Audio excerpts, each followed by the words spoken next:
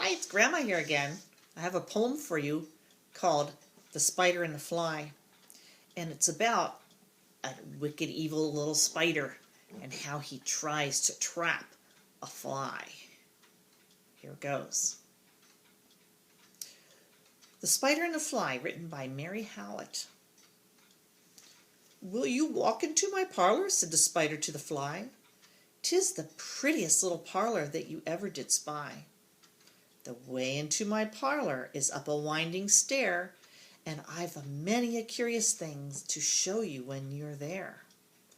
"Oh, no, no," said the little fly, "to ask me is in vain, for who goes up your winding stair can ne'er come down again." "I'm sure you must be weary, dear, with soaring up so high. Will you rest upon my little bed?" said the spider to the fly. "There are pretty curtains drawn around, the sheets are fine and thin, and if you like to rest a while, I'll snugly tuck you in." "Oh, no, no," said the little fly, "for I've often heard it said, they never, never wake again who sleep upon your bed."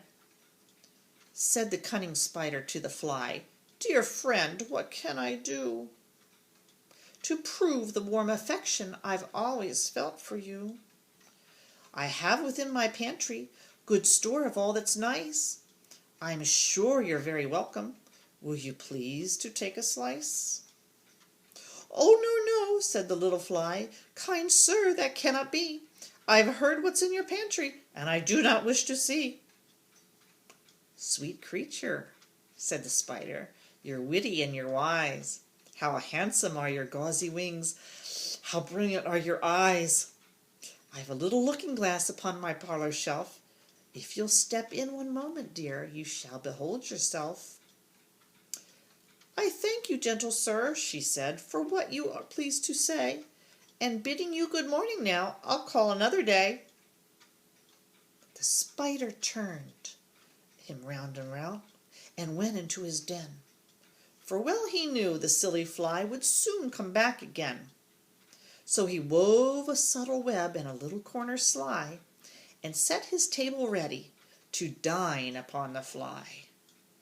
Then he came out to his door again, and merrily did sing, come hither, pretty fly, with the pearl and silver wing.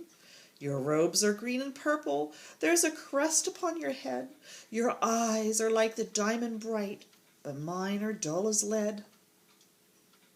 Alas, alas, how very soon this silly little fly, hearing this wily, flattering words, came slowly flitting by.